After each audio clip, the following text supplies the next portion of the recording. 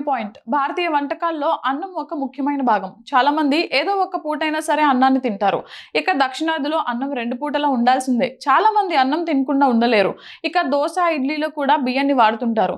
అయితే ఈ రోజుల్లో చాలా మంది బిజీ లైఫ్ స్టైల్ కారణంగా బియ్యాన్ని సరిగ్గా ఉడికించరు. దీంతో ఆరోగ్యానికి హాని కలిగే అవకాశం ఉంది. మన ఇంట్లో బియ్యం వండడానికి ముందు నీటిలో కాసేపు నానబెట్టాలని పెద్దలు చెప్తుంటారు.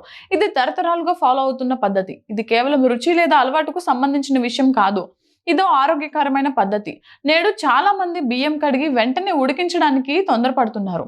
కానీ బియ్యాన్ని నీటిలో నానబెట్టి తినడం వల్ల ఎన్నో ప్రయోజనాలు ఉన్నాయి. అందుకే అన్నం వండే ముందు బియ్యాన్ని ఎంతసేపు నానబెట్టాలో తెలుసుకుందాం. అంతేకాకుండా నానబెట్టిన బియ్యాన్ని వండుకొని తినడం వల్ల కలిగే ప్రయోజనాలపై కూడా ఓ లుక్కేద్దాం. కొన్ని అధ్యయనాల ఫలితాలు బియ్యంలో ఫైటిక్ యాసిడ్ ఉందని చూపిస్తున్నాయి.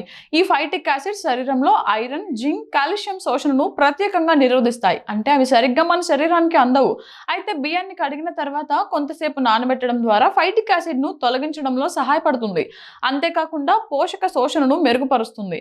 అందుకే జింక్, ఐరన్ లోపాలతో బాధపడుతున్న వ్యక్తులు బియ్యాన్ని పూర్తిగా నానబెట్టిన తర్వాత తినడం అలవాటు చేసుకోవాలి. ఇతర పరిశోధనల ఫలితాలు బియ్యంలో సహజంగా ఆర్సెనిక్ ఉండొచ్చని సూచిస్తున్నాయి. ఆర్సెనిక్ అనేది నీటిలో ఉండే విషపూరితమైన మూలకం. దీనిని పంట సమయంలో వడ్లు పీల్చుకుంటాయి. బియ్యం ఇతర ధాన్యాల కంటే ఆర్సెనిక్ ను ఎక్కువగా గ్రహిస్తుంది. అయితే బియ్యాన్ని నానబెట్టడం వల్ల ఆర్సెనిక్ కంటెంట్ గణనీయంగా తగ్గుతుంది.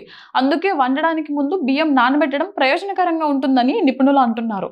అవాంఛిత పొరలను తొలగించడంతో పాటు నానబెట్టడం వల్ల బియ్యం వేగంగా ఉడుకుతుంది. అంతేకాకుండా బియ్యం నానబెట్టడం వల్ల అన్నం పర్ఫెక్ట్ గా ఉడుకుతుంది అంటున్నారు నిపుణులు.